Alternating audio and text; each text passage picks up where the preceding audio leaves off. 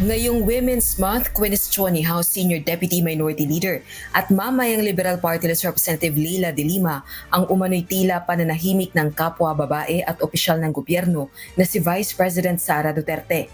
Kasunod ito ng anya pambabasto sa kababaihan ng mga kilalang kaalyado ng pamilya Duterte.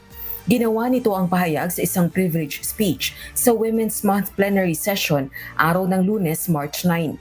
May isang kongresistang nagpantasya ng kalaswaan sa isang artista. May isang abogado na mangmang at mayabang na nagsabing kaya nagpo-post ng photos ang isang artista ay para pagnasahan daw at umamin pa siya na pinagnasahan ng isang babaeng kongresista. In the particular cases of Congressman Suntay and Attorney Topacio, we know that their remarks were uttered in light of the impeachment complaint against the Vice President herself.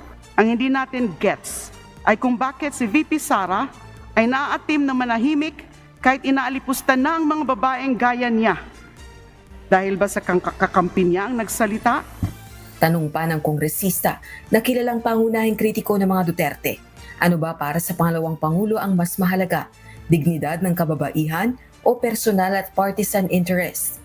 Muli rin itong naungkat ang tila pananahimik din ni VP Duterte sa isyu ng pang-aagrabyado ng China sa Pilipinas sa isyu ng West Philippine Sea at umano'y paglabag sa batas na ginawa ng ama nitong si dating Pangulong Rodrigo Duterte.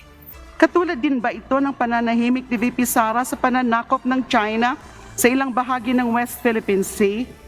Gaya ba ito sa pagtikom ng kanyang bibig sa harap ng pambabastos ng Chinese Embassy sa mga kapwa niya opisyal ng gobyerno? Gaya rin kaya ito ng pananahimik ni VP Sara sa malinaw na inciting to sedition na ginawa ng kanyang ama sa isang rally sa Davao na hinikayat na mag-alsa ang militar?